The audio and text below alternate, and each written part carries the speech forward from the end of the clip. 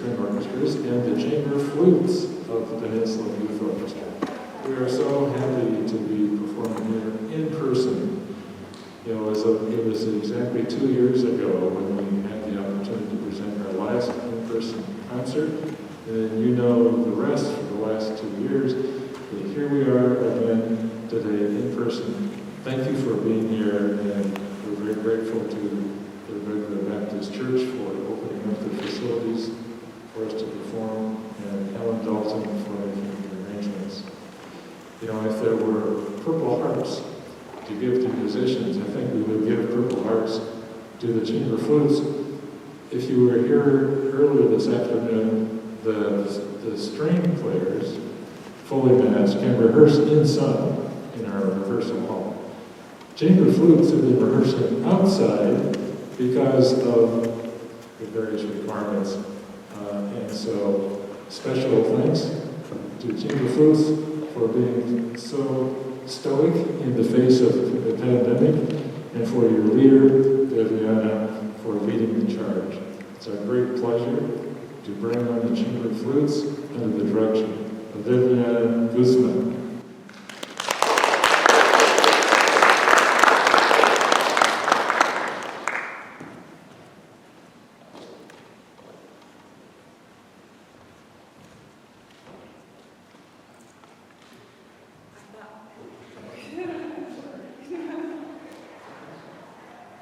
Hello.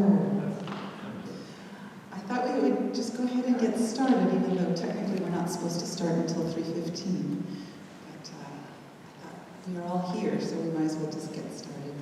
I want to welcome you all as well. It's been a pleasure working with each one of these young flutists under not normal circumstances, but they've each soldiered through, and they've all improved tremendously as well.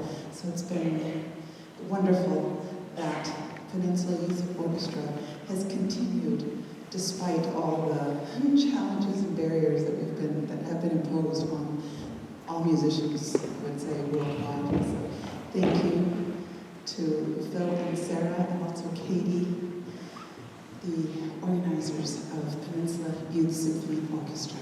We're starting with Under the Double Eagle by Josef Franz Wagner. He was a composer from the Austro-Hungarian Empire, and this piece, the double eagle, signifies the two eagles of the Austrian and Hungarian empires.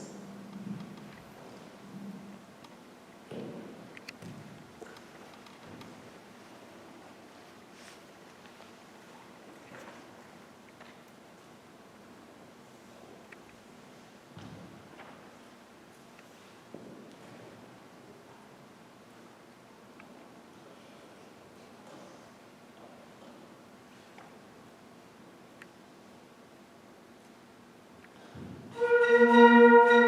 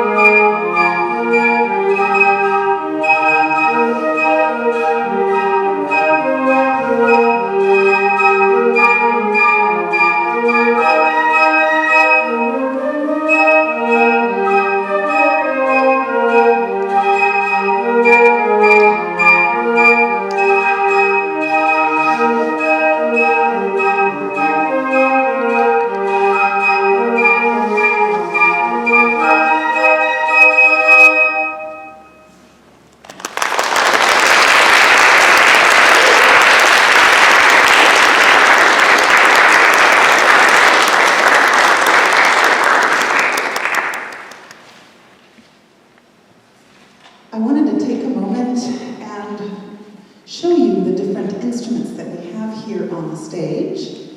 Particularly, I'd like to start with, let's see, the piccolo. This is Evie, and Evie generously offered to play piccolo in addition to the flute. Let's hear a C major scale, Evie.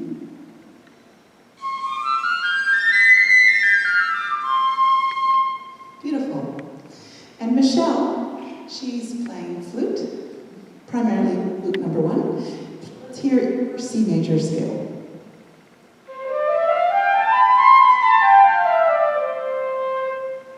Wonderful. And we have Asha. Asha plays the alto flute, which is a 5th lower than the C major flute. Let's hear your C major or transposed. I'll let you choose. Because you're looking at me like, oh, what am I going to play? So you play whatever you want.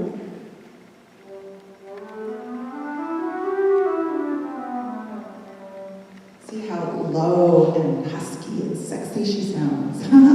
Very nice. And the lowest flute, we have Sasha playing the bass flute, which is going to sound an octave lower than the C flute. Go ahead, Sasha.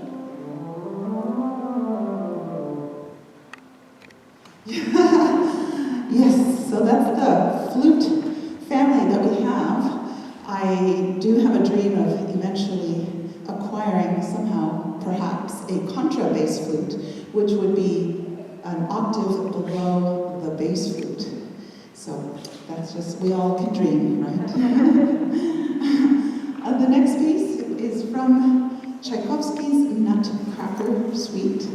We are starting with the Mirlitons, the Dance of the Mirlitons, which is otherwise known as the Dance of the Reed Flutes. If you can believe it, when Tchaikovsky first premiered this piece, it didn't go over well. For some reason, the audience did not enjoy it. The only part that they enjoyed, apparently, was the Dance of the Sugar Plum Fairy. In time, I think the choreography, perhaps they worked on it, and it got much better, and now it's a yearly tradition. This is from the Nutcracker, the Dance of the Reed Flutes.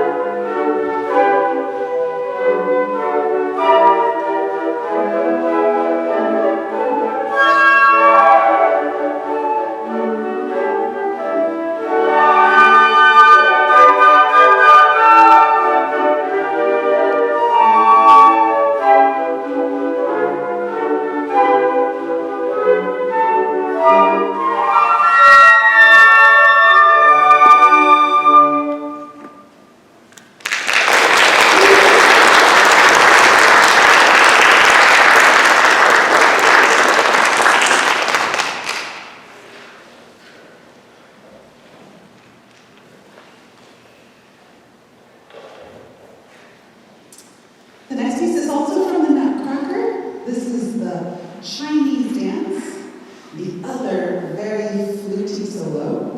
And when I heard that Sasha was going to join us, he only joined us at the very end. And I thought, well, we're gonna play this one so that it features his special talents. This is the Chinese dance from the Nutcracker.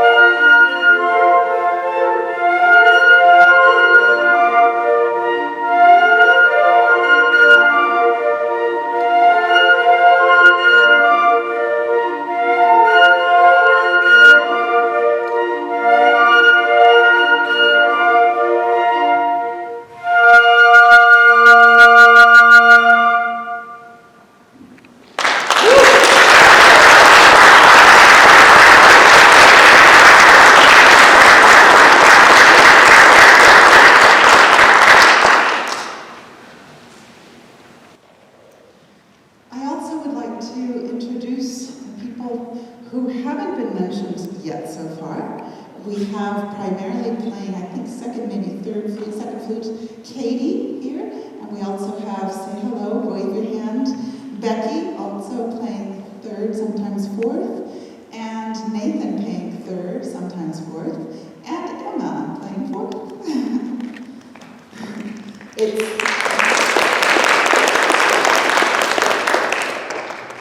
I think before the big thing happened, we had, I think, up to 30 members or something like that in our flute choir, and now we've just been reduced to this many, but it gives each person much more importance, much more of a role, much more of a voice within the ensemble. So it's actually been quite lovely to have a reduced group so that each one has their special participation, and they've each one done absolutely stunningly beautifully.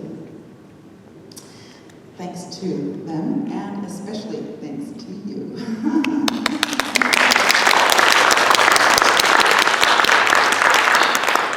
We have one final piece. This is Rossini's The William Tell Overture, better known perhaps in our society as the theme from The Lone Ranger.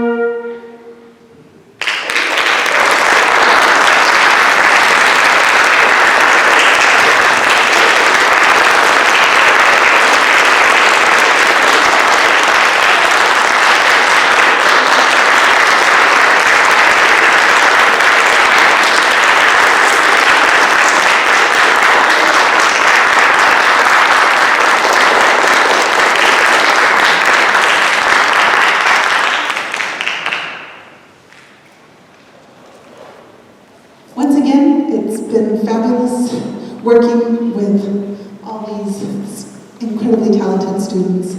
I wish you all a very happy holiday season, and thank you once again for trusting the process, and so that we can. It was nice doing it through Zoom, but this is way nicer. So thank you again, and happy holidays.